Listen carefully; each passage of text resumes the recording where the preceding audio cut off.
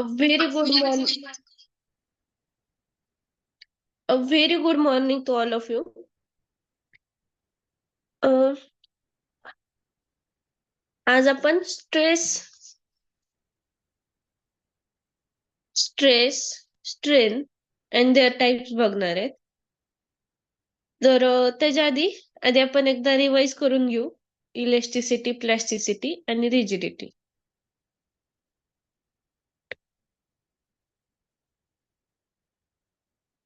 Elasticity म्हणजेच काय? मटेरियलची प्रॉपर्टी आहे.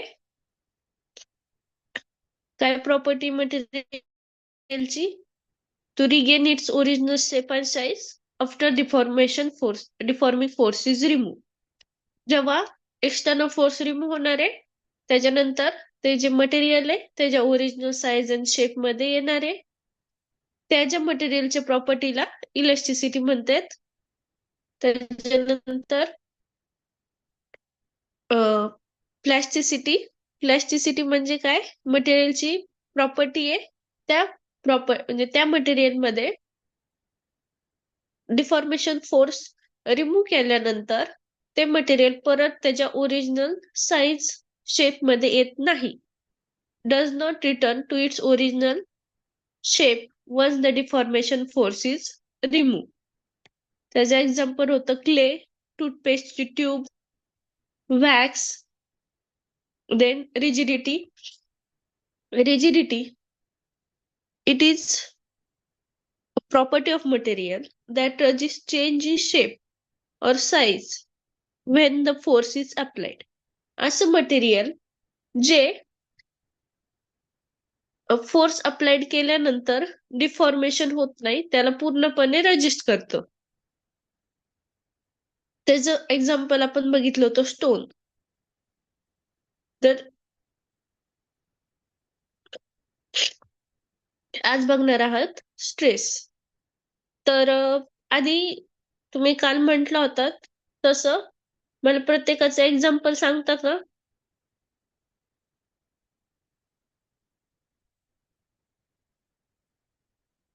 एक एक्झाम्पल आणि ती कोणती प्रॉपर्टी आहे मटेरियलची?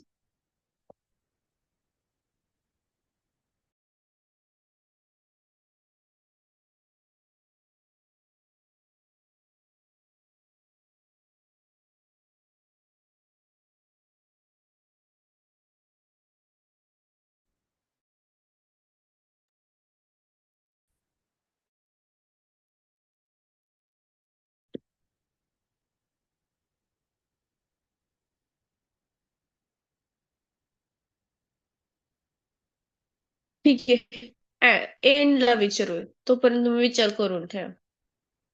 आता आपण बघणार आहोत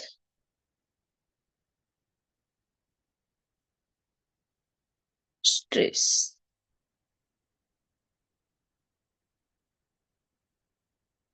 what is the stress? Stress म्हणजे काय? तर stress is the force applied per unit area on a material. Stress काय? फोर्स आहे.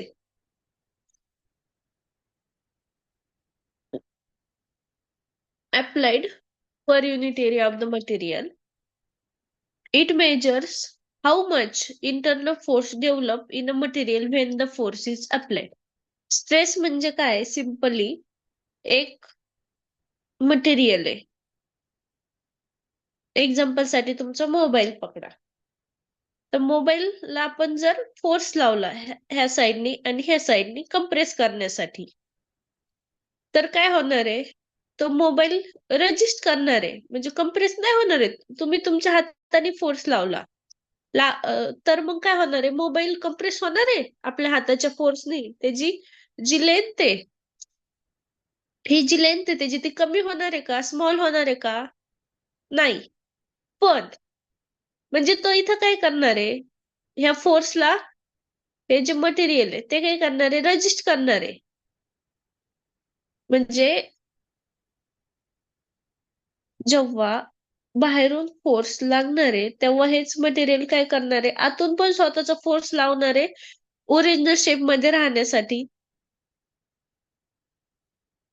पण जर हाच फोर्स तुम्ही तुमच्या हाताने लावायचं सोडून कोणत्या तरी मशीननी लावला, म्हणजे जास्त फोर्स लावला थोडक्यात. आपण हाताने थोडाच फोर्स लावला, म्हणजे आपल्या हाताला आपल्याला जमल तेवढा आपण फोर्स लावला, पण ते फोनचं चेंज नाही झालं. पण जर आपण एखाद्या मशीननी फोर्स लावला, म्हणजे जास्त फोर्स लावला, डबल टिबल फोर्स लावला, तर मग काय होणार आहे? मोबाईल काय म्हणल की मी वीक आहे, म्हणजे माझ्यातला जो फोर्स आहे, हा जो फोर्स आहे, तो मी एवढा नाही लावू शकत ना, मी थोडं कमी करल. ह्यांनी एवढा फोर्स लावला, माझ्याकडे एवढाच फोर्स आहे, मी एवढंच फोर्स लावू शकतोय. त्यांच्याकडून एवढं फोर्स आलं, मग ते काय होईल? कम्प्रेस होईल.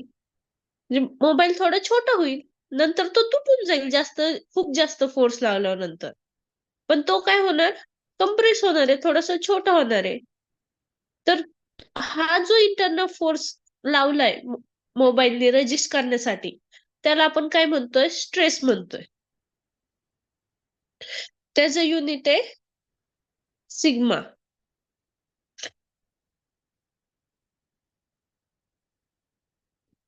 समजलंय? तर म्हणजेच काय की जो एखादी वस्तू एक्सटर्नल फोर्सला, डिफॉर्मिंग फोर्सला रजिस्ट करण्यासाठी जो फोर्स लावती, त्या फोर्सला काय म्हणतात? स्ट्रेस. स्ट्रेस काय आहे? Force applied per unit length. किती फोर्स अप्लाइड झालाय आणि किती एरिया आहे per unit area. F is equal to F divided by A. तर युनिट काय? Force newton per metre. F फोर्सचं युनिट काय आहे? न्यूटन. आणि एरियाचं युनिट काय आहे? Metre per square. तर आता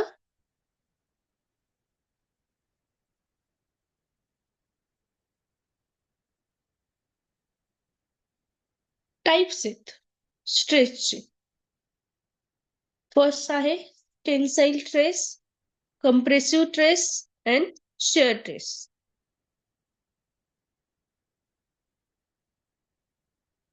टेन्साईल स्ट्रेस म्हणजेच काय?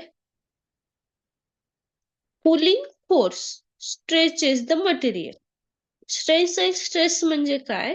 एखादं मटेरियल आहे,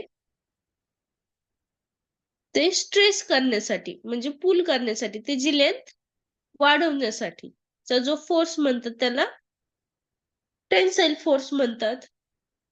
तर ते टेन्साईल फोर्सला, म्हणजे लेंथ वाढवण्यासाठी जो मटेरियल फोर्स लावणार आहे, इंटरनल फोर्स लावणार आहे, त्याला म्हणतात टेन्साईल स्ट्रेस. तर त्याचं एक्झाम्पल आहे स्ट्रेचिंग अ रोप. जे एखादी दोरी आपण वडतो, तर आपण ती दोरी वडताना जे त्याची लेंथ वाढवण्यासाठीच ओढतो ना, तर ती ओढताना किती त्या दोरीला इंटरनल स्ट्रेस लागतोय, इंटरनल फोर्स लागतोय, त्याला म्हणतात टेन्साईल स्ट्रेस. नंतर compressive stress. Pushing force compress the material.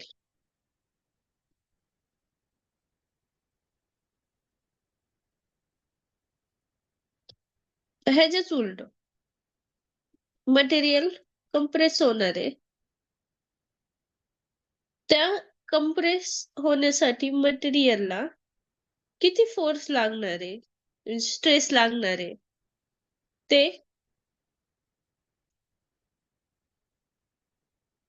Calculate करण्यासाठी कंप्रेसिव्ह स्ट्रेस. कंप्रेसिंग अ स्प्रिंग. स्प्रिंग आहे, तिला कंप्रेस करायचंय, तर मग ती स्प्रिंग काय करणार आहे? रजिस्ट करणार आहे एक्सटर्नल फोर्सला, ओरिजिनल शेप मध्ये राहण्यासाठी. त्याला म्हणतात कंप्रेसिव्ह स्ट्रेस. नंतर shear stress. Force acts parallel to the surface. Shear stress म्हणजेच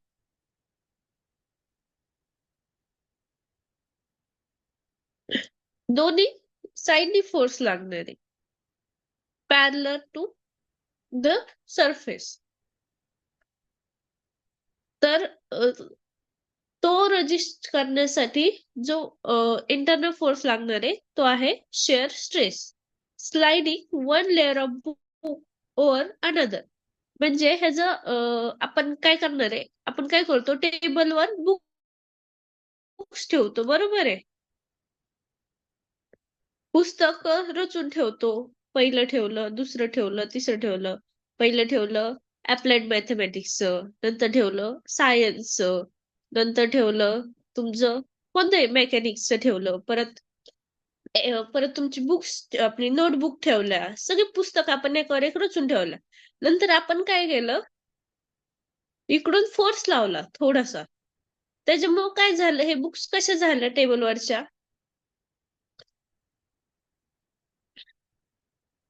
अशा झाल्या. जो वरच्या साईडने फोर्स लागला ना, तर मग थोड्याशा स्लाइड झाल्या त्या.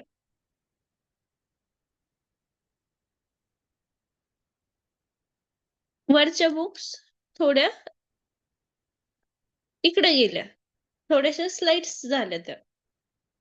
तर तिथं जो फोर्स लागलाय त्या बुक्स कडून रजिस्ट करण्यासाठी, त्याला म्हणतात शेअर स्ट्रेस.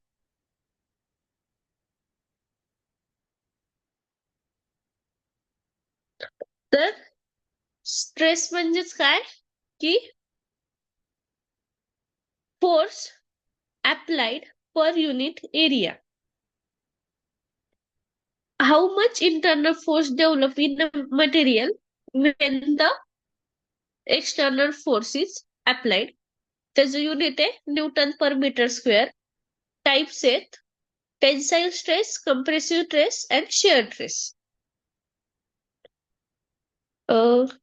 नोट करून घ्या.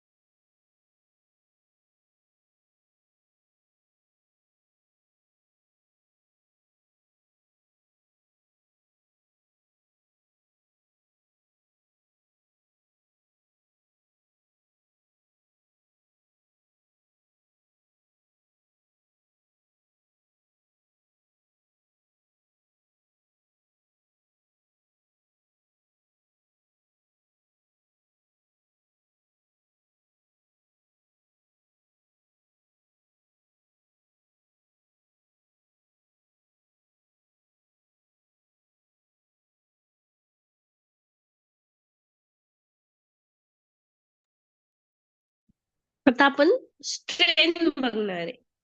स्ट्रेन म्हणजेच काय, इंग्लिश स्ट्रेन.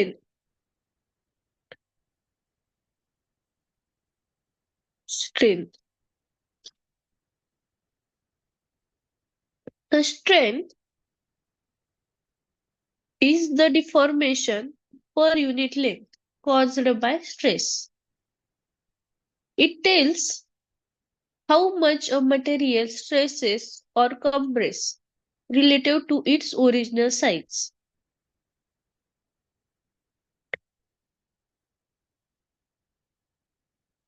मटेरियल आहे त्याला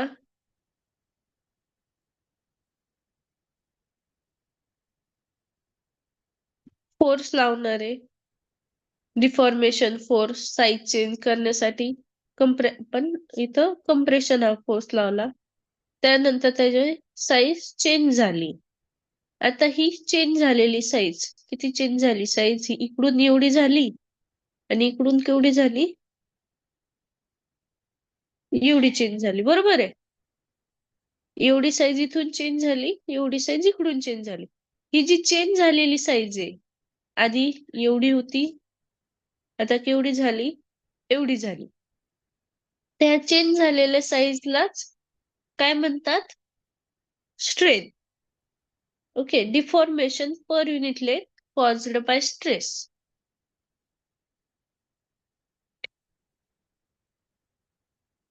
Or it tells us how much a material stress or compress. आता आपण इथं compress केलं, हेच जर आपल्याला स्ट्रेस करायचं असतं तर मग एवढा फोर्स लागला असता. किती चेंज झालाय त्याच्यामध्ये? एवढं इकडून चेंज झाला, इकडून एवढंच चेंज झाला. तर हा जे चेंज झालाय त्याला कम्पेअर करायचं ओरिजिनल साईज सोबत, म्हणजे ओरिजिनल साईजचे रिलेटेड. आता एक्झाम्पल घेऊयात आपण.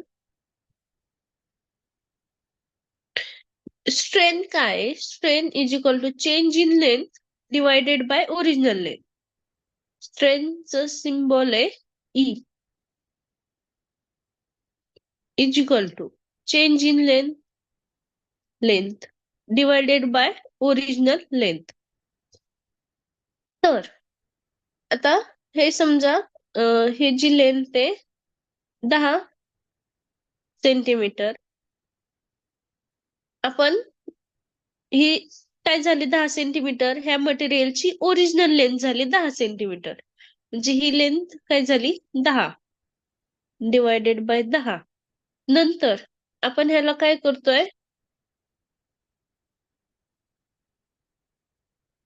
कम्प्रेस करतोय.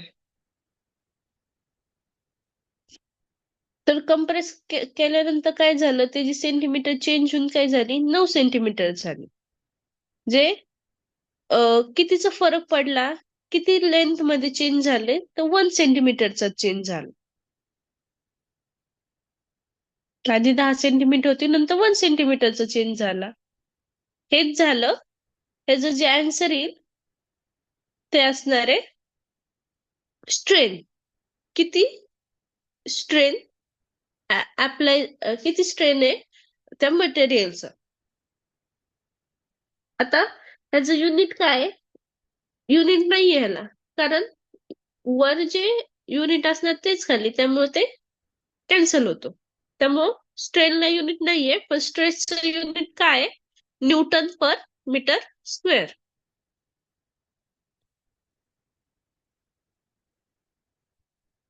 आता टाइप्स बघूया.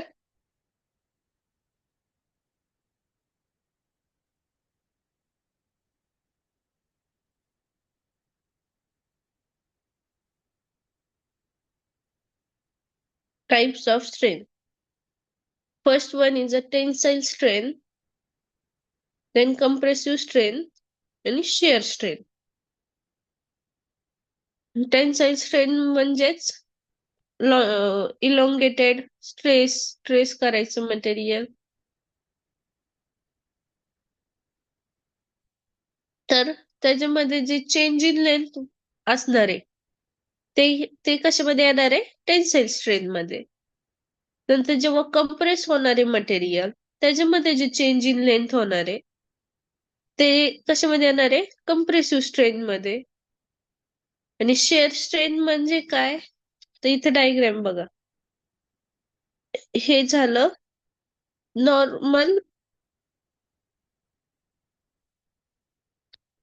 Normal size of material. नंतर त्याला शेअर फोर्स लागला. फोर्स कसा लागलाय? असा फोर्स लागलाय. त्या फोर्स लागल्यामुळे काय झालं? ते मटेरियल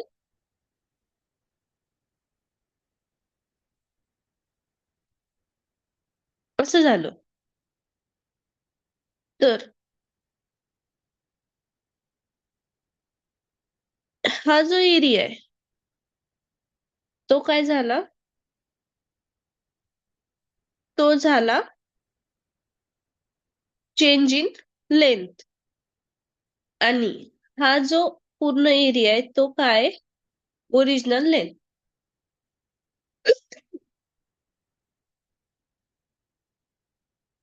तर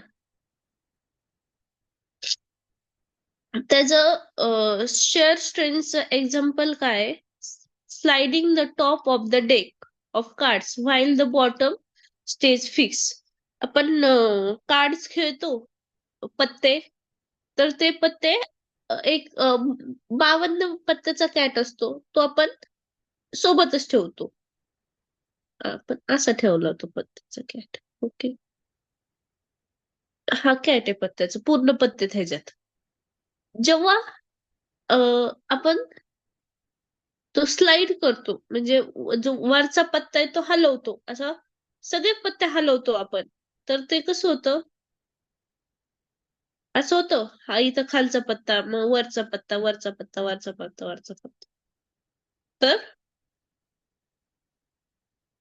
इथं हे जे आहे ते आहे शेअर स्ट्रेन.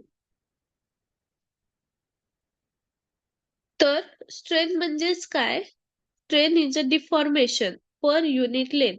किती डिफॉर्मेशन झालंय एका लेंथ मध्ये कॉज्ड बाय स्ट्रेस. स्ट्रेसमुळं झालेलं. It tells how much material stress और compress related to its original size. त्याला युनिट नाहीये. ते जो फॉर्म्युला आहे तो काय आहे? स्ट्रेनचा change in length divided by original length. घ्या लिहून.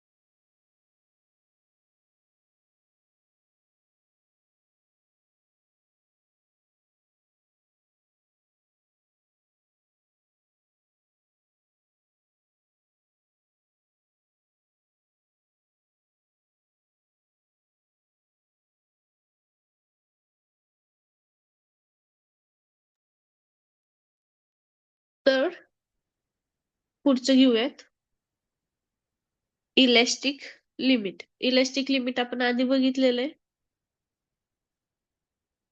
इथे इलॅस्टिक लिमिट आपण बघितलेलं आहे. त्यावेळेस पण मी म्हटलं होतं इलॅस्टिक लिमिट पुढं पण आहे. ते इथे तर इलॅस्टिक लिमिट म्हणजे काय? तर तुम्ही एकदा सांगता इलॅस्टिक लिमिट म्हणजे काय? त्या दिवशी घेतलंय त्याच्यावरून सांग बरं. कोण सांगतंय? इलेक्ट्रिक लिमिट ही स्पेसिफिक एक बाउंड्री असते for hello.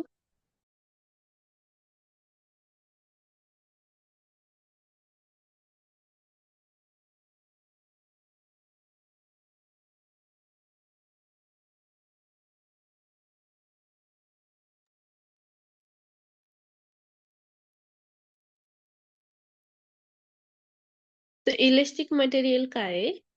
The elastic material is the maximum stress or a force that a material can withstand and still return to its original shape and size when the force is removed.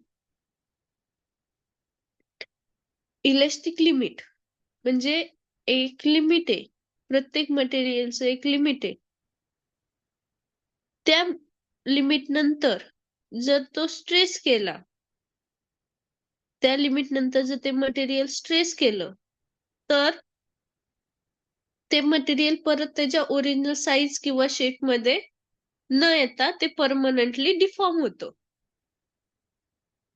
Maximum elastic limit काय आहे? Maximum stress और maximum force for material.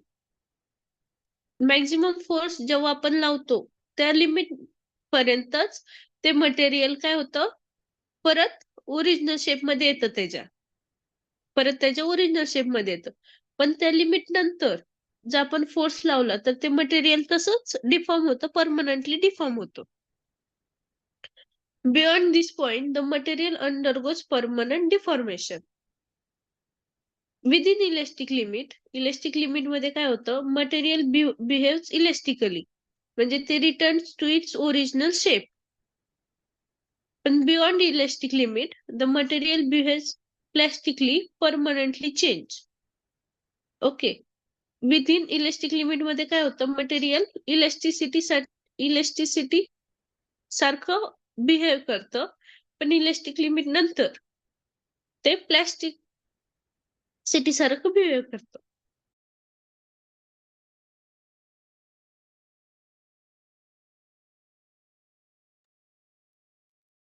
तर एक material आहे, आपण आता गोल घेऊ. एक मटेरियल आहे, त्याला आपण काय करतोय, ताणतोय, इलॉंगेट करतोय. त्याच्यामुळे काय होतंय, त्याची साईज चेंज होतीये. ही साईज चेंज झाली त्याची. आपण त्याला एक्सटर्नल फोर्स लावतोय, स्ट्रेस करतोय. ओके. रबर बँड समजा, तर आपण याला फोर्स लावला, हा एवढा होता, आता एवढा झाला. पण हा जो त्याच्या इलॅस्टिक लिमिट मध्येच आहे, ही त्याची मॅक्झिमम इलॅस्टिक लिमिट. ह्याच्यापेक्षा जर तो मोठा झाला तर तो काय होणार आहे, त्याची इलॅस्टिक लिमिट क्रॉस करणार आहे. एवढीच आहे त्याची इलॅस्टिक लिमिट. मग ह्या लिमिट मध्ये तो काय होणार आहे, परत पहिल्यासारखं होणार आहे, ओरिजिनल पोझिशनला येणार आहे, म्हणजे तो इलॅस्टिकली बिहेव करणार आहे. पण एकदा त्याची इलॅस्टिक लिमिट त्याने क्रॉस केली तर काय होणार आहे, तो परमनंटली डिफॉर्म होणार आहे. तो परत ओरिजिनल पोझिशनला नाही येऊ शकणार आहे. तर ते जी लिमिट आहे, त्या लिमिटला म्हणतो आपण elastic limit. Elastic limit depends on the material type. मटेरियलचं कसे टाईप आहे त्याच्या. For example, rubber has high elastic limit relative to its flexibility.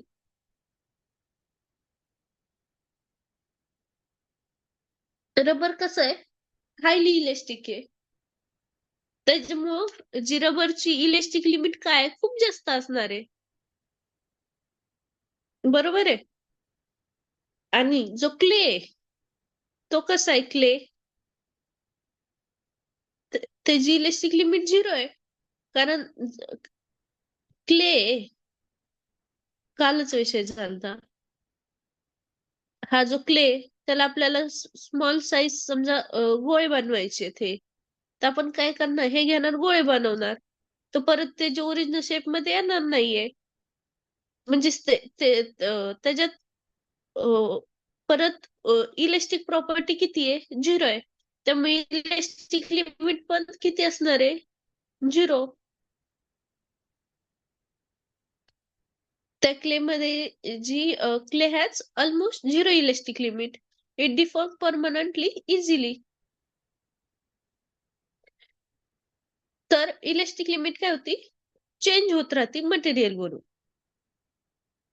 म्हणजेच रबर हायली इलेस्टिक आहे. त्याच्यामुळे तो खूप मोठं म्हणजे त्याची इलेस्टिक लिमिट खूप जास्त असणार आहे. त्याला खूप जास्त फोर्स लावल्यानंतर अ, त्याची इलेस्टिक लिमिट क्रॉस होणार आहे. पण क्लेचं तसं नाहीये. क्लेला सिंपल थोडासा जरी फोर्स लावला, तरी त्याची इलेस्टिक लिमिट क्रॉस होणार आहे. तर elastic limit is equal to maximum stress before permanent change. Elastic limit काय आहे? परमनंट चेंज म्हणजेच परमनंट डिफॉर्मेशन. त्याच्या आधीचा परमनंट डिफॉर्मेशन होण्याच्या आधीचा जो मॅक्झिमम स्ट्रेस आहे, मॅक्झिमम फोर्स आहे, त्याला आपण काय म्हणतो? Elastic limit. नोट करून घ्या.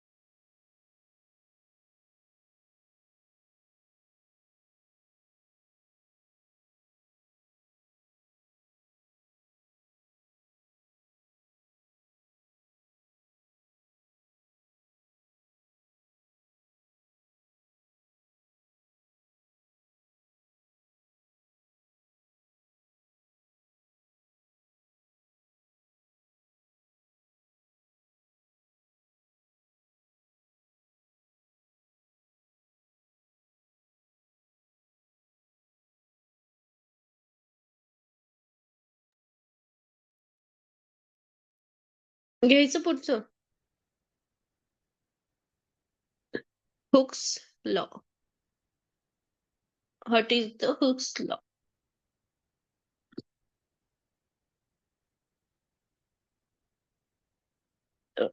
Hooke's law state that within the elastic limit, the stress is directly proportional to the strain.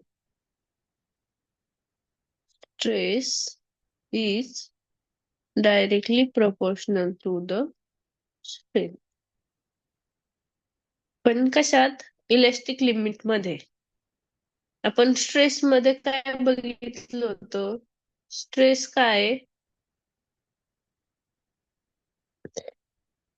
Internal force आहे मटेरियलचा. तो काय करतोय? रेजिस्ट करतोय.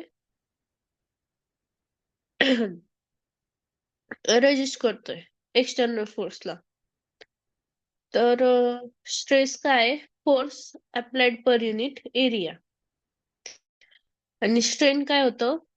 की डिफॉर्मेशन पर युनिट लेंथ. किती डिफॉर्मेशन होतंय विथ इन द स्ट्रेस. तर हुक्स लॉ काय स्टेट करतंय? इलेस्टिक लिमिट मध्ये स्ट्रेस काय आहे? डायरेक्टली प्रोपोर्शनल आहे to the strain.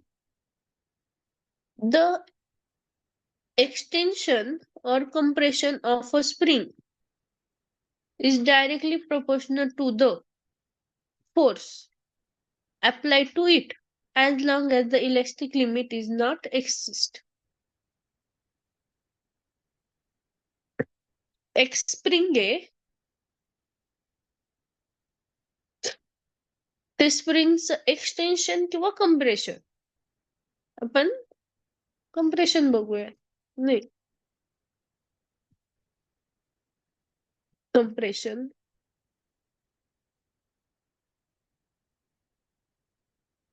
स्प्रिंगचं compression directly proportional आहे. म्हणजेच ही जी चेंज इन लेंथ आहे, म्हणजेच काय? स्ट्रेन आहे. स्ट्रेन काय? Change in length. Directly proportional आहे. कशाशी प्रोपोर्शनल आहे? फोर्स. किती फोर्स अप्लाइड झालेला आहे त्याला रेजिस्ट करण्यासाठी. त्याचं फॉर्म्युला काय mathematically? F is equal to minus K X. F म्हणजेच काय? फोर्स. के स्प्रिंग कॉन्स्टंट आहे आणि एक्स डिप्लेसमेंट ऑफ इक्विलिब्रियम म्हणजेच स्ट्रेन आहे. एक्स म्हणजेच स्ट्रेन आहे. किती चेंज झालेला आहे.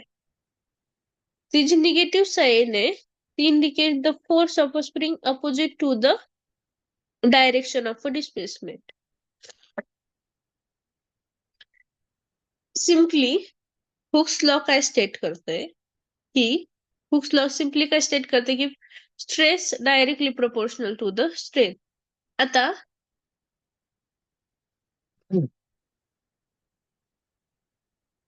एक मटेरियल आहे,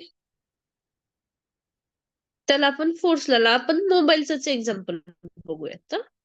मोबाईल आहे, आपण त्याला फोर्स लावला कम्प्रेस करण्यासाठी. तर ते काय करणार आहे? फोन रजिस्ट करणार आहे कम्प्रेस होण्यासाठी. बरोबर आहे. आपण आपल्या हाताने फोर्स लावला, फोन होणार आहे का कम्प्रेस आपल्याच्याने? आपण किती जरी कम्प्रेस करण्याचा प्रयत्न केला तरी, किती त्याला छोटा करण्याचा प्रयत्न केला तरी फोन होणार आहे का छोटा आपल्याच्याने? नाही. जे तो जो फोर्स लावला आपण त्याला काय म्हणतोय? स्ट्रेस. आणि नंतर जेव्हा फोर्स इन्क्रीज होणार आहे, फोर्स इन्क्रीज झाल्यावर पण हा त्याचा स्ट्रेस पण इन्क्रीज करणार आहे ना. इन्क्रीज स्ट्रेस केला पण तरी पण काय होतोय? फोर्स अजून इन्क्रीज होतोय. त्याच्यामुळे होणार काय? लेंथ कमी होणार किंवा ते कम्प्रेस होणार आहे. तर ते जे कम्प्रेस होणार आहे ते किती कम्प्रेस होणार आहे, किती चेंज होणार आहे, त्याला आपण काय म्हणतोय? स्ट्रेन. तर जेवढं जास्त स्ट्रेन होणार आहे, जेवढं जास्त चेंज होणार आहे लेंथ मध्ये, तेवढं जास्त फोर्स, इंटरनल फोर्स अप्लाइड होणार आहे. म्हणजे जेवढं जास्त स्ट्रेन, जेवढं म्हणजे स्ट्रेन इन्क्रीज झाला, तर स्ट्रेस पण काय होणार आहे? इन्क्रीज होणार आहे. म्हणजे जेवढं तो फोन कम्प्रेस होणार आहे, जेवढं तो छोटं छोटं होत जाणार आहे. आधी एवढा होता, मग एवढा झाला, मग एवढा झाला, तेवढा स्ट्रेस पण वाढणार आहे. म्हणजे तो फोन तेवढं जास्त रेजिस्ट करणार आहे त्याच्या ओरिजिनल पोझिशन मध्ये येण्यासाठी. त्यामुळेच जेवढा जास्त स्ट्रेस असणार आहे तेवढं जास्त स्ट्रेन असणार आहे, जेवढा जास्त स्ट्रेन असणार आहे तेवढा जास्त स्ट्रेस असणार आहे. Strain is directly proportional to the stress. Note करून घ्या.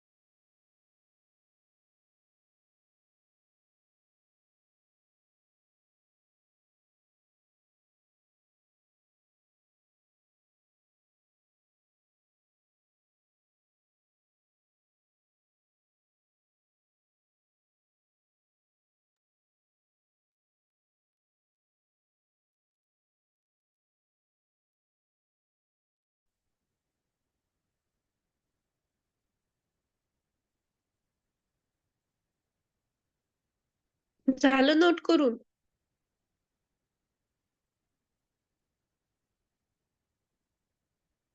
नेक्स्ट टॉपिक आहे मॉड्यूल्यू ऑफ इलेस्टिसिटी. तो आपण उद्या बघूयात. तर आज आपण काय काय बघितलं? स्ट्रेस बघितला. स्ट्रेस म्हणजेच काय? फोर्स. स्ट्रेस बघितला.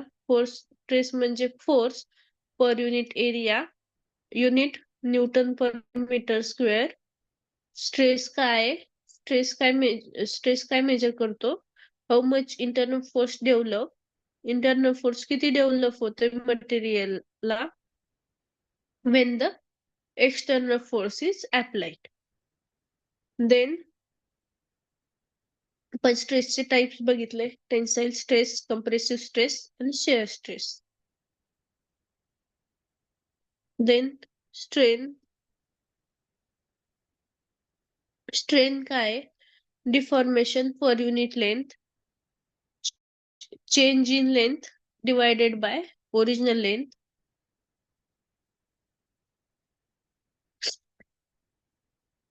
Caused by stress. It tells how much a material stresses or compress relative to its original size. त्याला युनिट नाहीये, डायमेन्शनल लेस येते. त्याचे टाइप्स आहेत tensile strain, compressive strain and shear strain.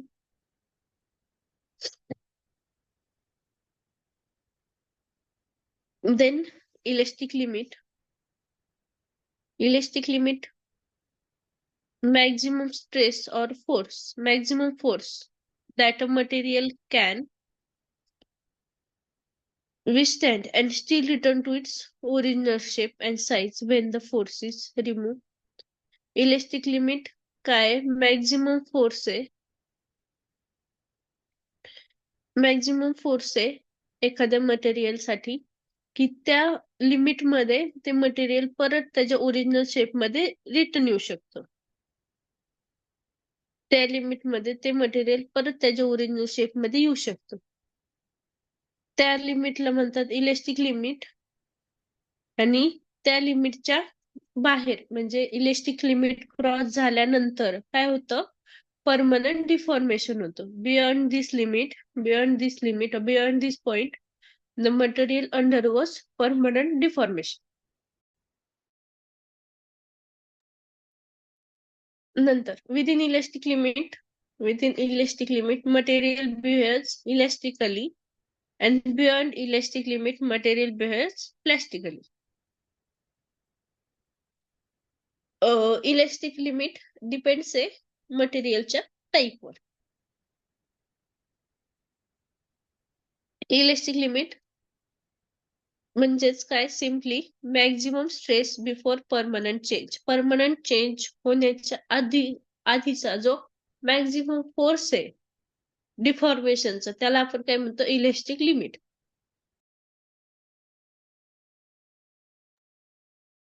नंतर बघितला हुक्स लॉ.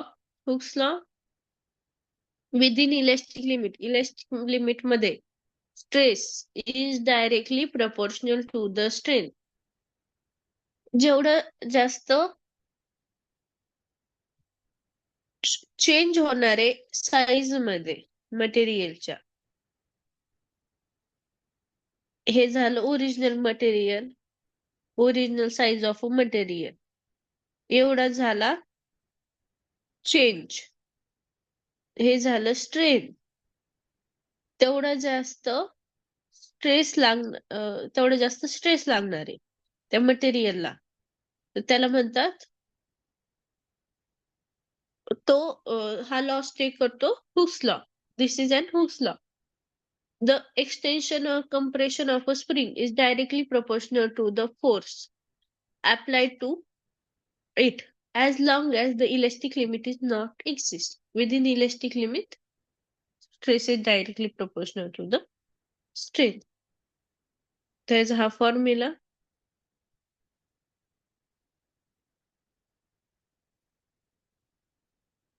एवढं आपण आज बघितलं.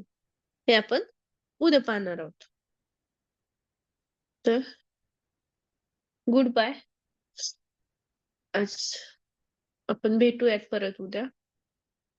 तोपर्यंत अभ्यास करा, मजा करा.